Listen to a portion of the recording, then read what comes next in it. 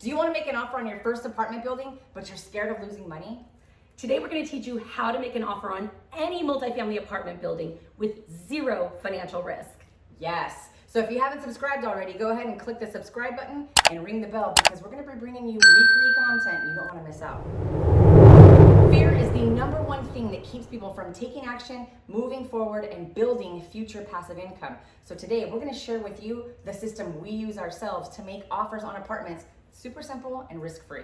Welcome to this video. Today's video is on how to make a no-risk offer, and what we're going to cover in this video today is why residential and apartments are different when it comes to making offers, what is a letter of intent, why use a letter of intent instead of a purchase and sale agreement, which is PSA, not the airline, I might be aging myself, and then how to fill out an LOI, and then how to negotiate using the LOI. All right, so let's dive into why is it different making an offer on a small multifamily or residential 1 to 4 units versus an apartment building. So in the 1 to 4 family arena, residential, the way that real estate is most commonly done is through a purchase and sale agreement, meaning you find a property you're interested in, you do your research, you make your offer, and when you make your offer, you do it on an actual real estate contract. Now, if you're working with a realtor, the realtor is going to be the one to basically fill that contract out for you. So your job is just to convey the terms, the points. So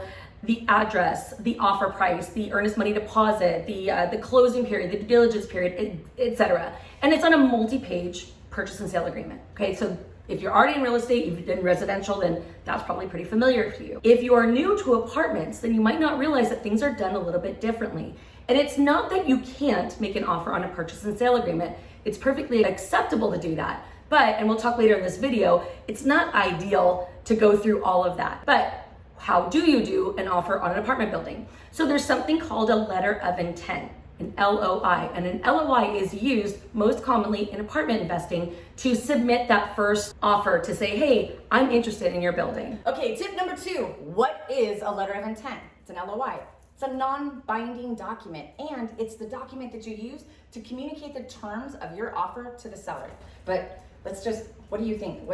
There's 2 different types of LOIs, right? Yeah, so like it's a nice document to use because it's, like Jen said, it's non-binding. So in our business, the way that we do, we kind of break it up into 2 different categories of letter of intent, right? The first one, we just call it simple letter of intent. The other one we call the more robust letter of intent. So if you think about it, if you're making an offer to someone and let's say they own one building, they've owned it for the past 30 to 40 years, they manage it themselves. They're not super complicated people, they're just simple.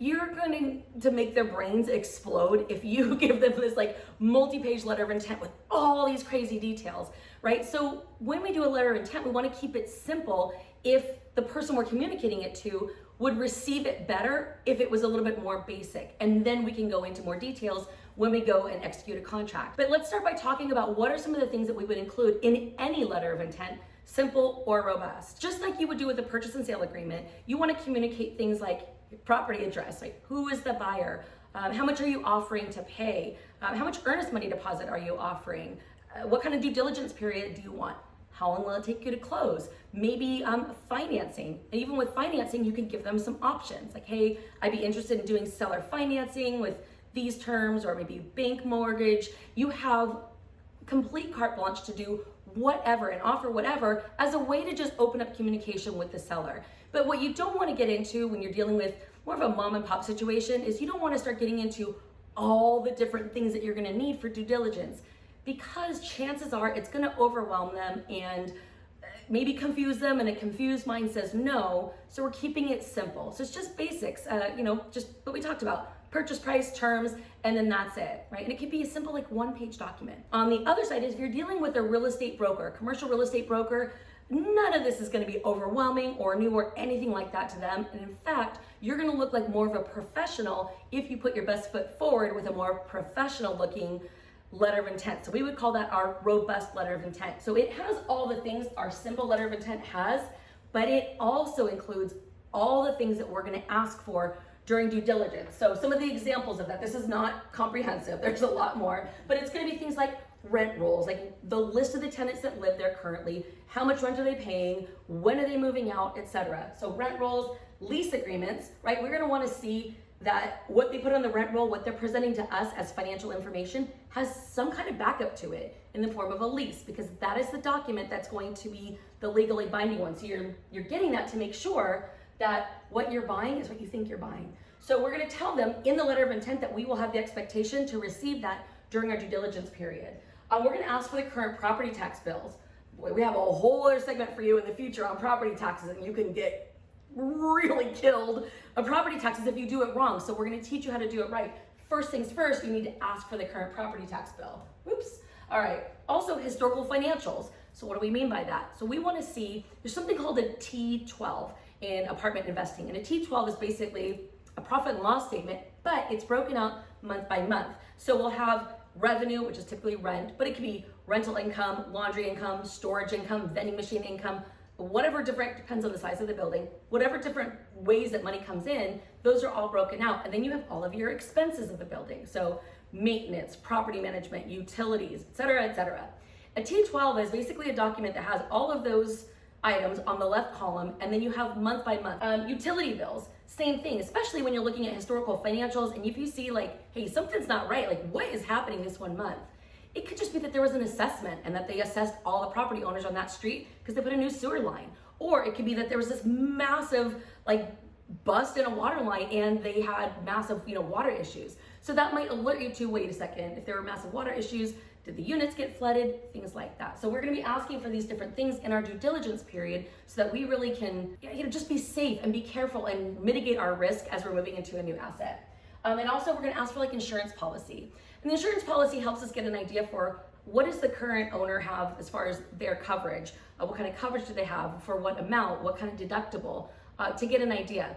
Of course, you're gonna go get your own insurance quotes as well, because that's gonna help you know what it's gonna be for you, but this gives you some kind of basis. There's probably 10 or 15 other things we're gonna ask for, but I want you to understand that when you're dealing with a commercial real estate broker, it would almost be odd for you to submit a letter of intent that didn't say, look, these are all the things I'm going to require in my due diligence. So anyway. Cool. Right on. Cool. So a simple LOI or a robust LOI? Let's go into topic number 3. Okay, so number 3, why would you use an LOI versus a purchase and sale agreement? Well, there's a fair amount of back and forth in negotiations when you're making these offers. And so, for example, we had one of our students, her name is Patel, and she was submitting an LOI, and her and the seller went back and forth for probably like a couple of weeks? 2 weeks. It was wild. It was a while. They were going back on the purchase price, and they were negotiating how much money down, back and forth. And so she was doing that on a 1 to 2 page document versus a 20 page purchase and sale agreement. Can you imagine like how overwhelming that would be for both parties to go through that big old document? So when Patel was buying, it was like a 9-unit property that seller had owned for a long time. And he was a real estate professional, but he wanted certain things that she was unwilling to do. And there's certain things she wanted and he was unwilling to do. So it was, like Jen said, it was a lot of back and forth. But in a normal negotiation, God, there's so many things that you can negotiate. It's not just the purchase price, it's the purchase price. It could be the amount of due diligence. It could be the items on due diligence. It might be that the seller comes back and says, well, I'll give you these 9 things, but these 3 things, kiss my grits, not doing it. That was kind of just aged ourselves again. No, I think I aged my mom. Yeah, you did. Anyway, so the whole thing, there's literally so much back and forth. The closing period. So it might be that, you come and say, I offer to you, I want 30 days of due diligence and I want a 90-day closing. And they might be like, 90-day closing? Have you lost your mind? No way, right? So all of these things go back and forth. Or they might say, we want a 60-day closing, and you say, I have to have an extra 30 days just in case. Because lending is very, very unpredictable when it comes to apartments. You got to build in some contingencies. So now you got to go back and say, okay, I agree to 60 days as long as you'll agree to offer me 2 15-day extension options with additional earnest money of XYZ. I mean, there's so many things to go back and forth on. The earnest money, the timing of the earnest money. At what point does the earnest money go become non-refundable or go hard? And literally, can you imagine? Well, I mean, nobody faxes anymore, but we do have to scan stuff, right?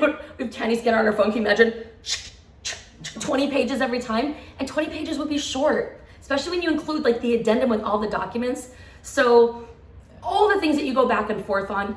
And I know this sounds crazy and you're thinking about buying a 10, 20, 50 unit apartment building, but literally this is how it is. So you go ahead and send in your 1 or 2 page LOI, seller looks at it, prints it, crosses certain things out, circle things right on it, initials. It gets very, very messy. It feels kind of like when you're in high school and you pass notes between class. Yeah, that's Check exactly. yes or no, meet me at the tree, whatever. I don't know. I think a lot of investors are surprised when they make their first offer on an LOI and they see it come back with like writing on it. It's not all professional, like, oh, we agree that these terms. It's just like, no, purchase price of this. Anyway, it's so much simpler and it allows the transaction to actually go further faster so it doesn't just die. And when you start getting really formal doing these 20, 30, 40 page documents, man, it will never get where it needs to go. So anyway, yeah. And like Jen said, it's a commonly accepted practice when it comes to doing apartment buildings. So why put yourself through all the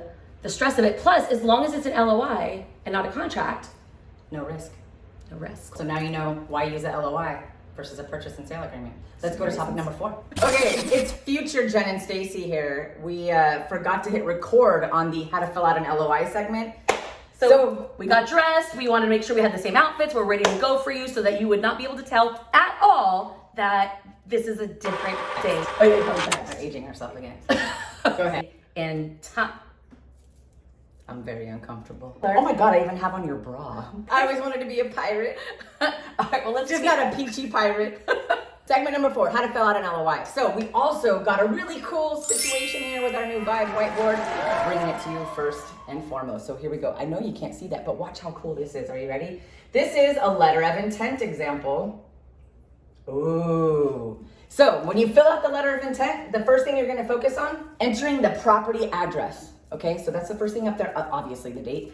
Then we're going to go straight into the listing agent or the seller.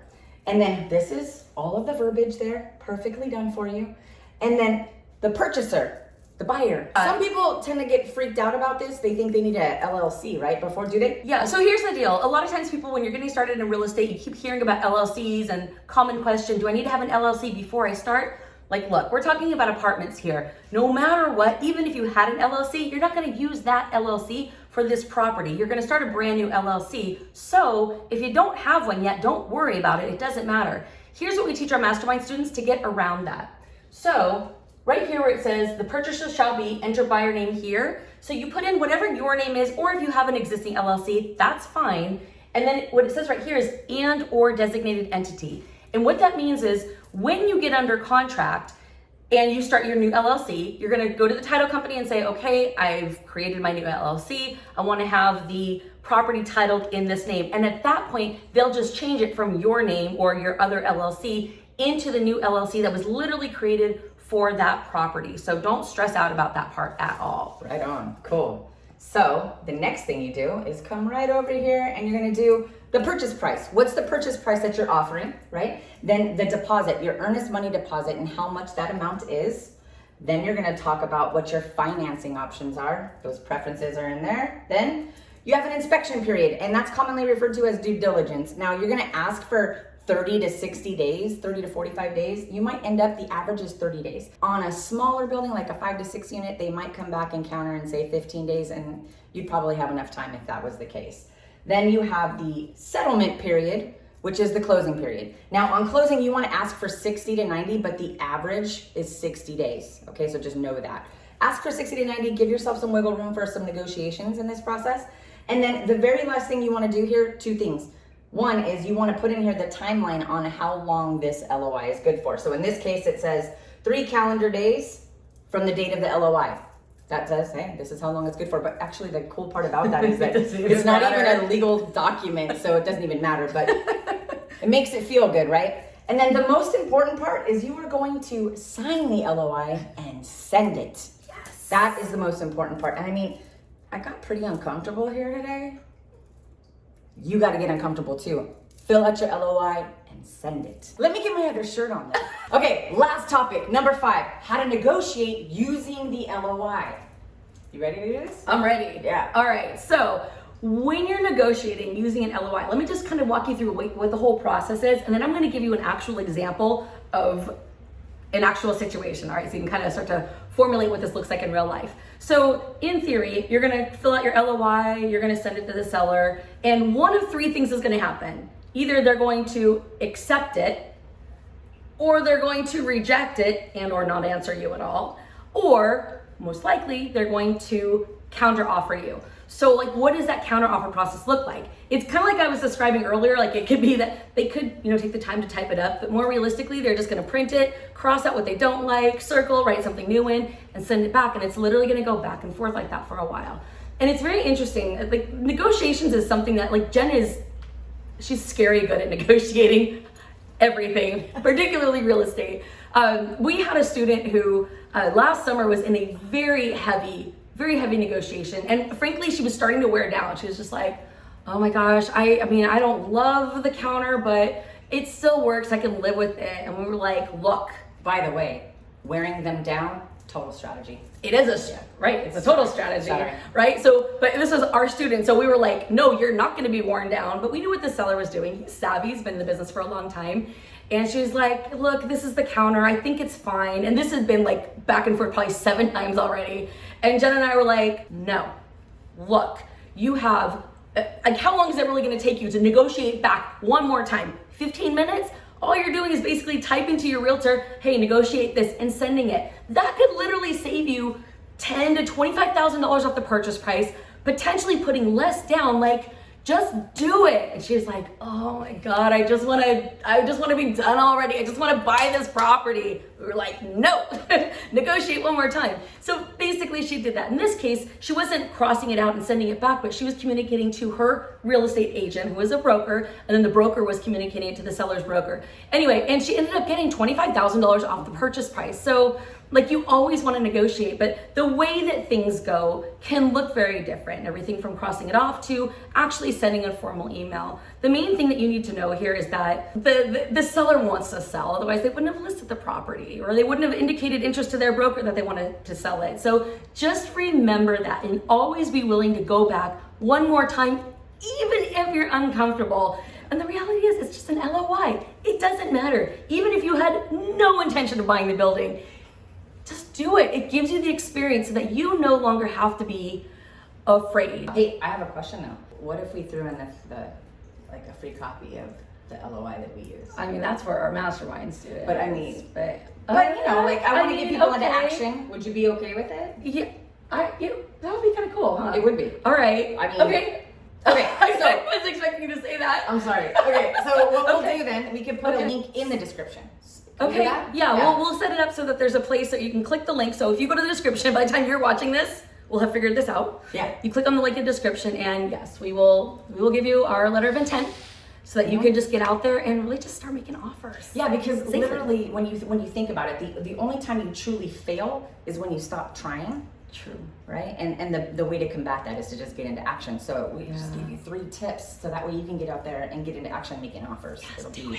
Yeah. All right. So now, if you need help, if you just want to be like, okay, I understand how to do this LOI thing. I want to get into risk-free making offers and I want to do it, but I might need a little bit of help. Like, you can literally reach out to a member of our team. There's also a link in the description to book a call and see, like, is the Mastermind a fit for you? And we can talk about that. Explore your goals, where you want to be, where your resources are now, and then help you develop a plan to bridge that gap. So Yeah. if that's something you're interested in, you can also click the link in the description to book a call. We also have, Jen and I have a Facebook group that's called Multifamily Real Estate Investing. If you want to be part of a community of like just like-minded people, there's no charge. It's a free group.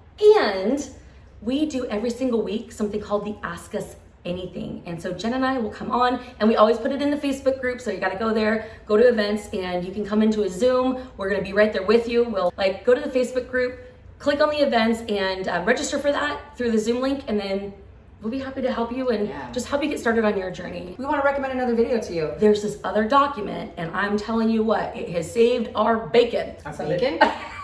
I do like bacon. Oink. Like, it's the ultimate rental unit addendum. Yeah, so go check that video out. In the meantime, get in the description, grab that link, get the LOI, and go submit an offer. When you do, drop a comment and let us know. We want to track your journey. And we'll see you guys next week. Thanks for stopping by. Bye.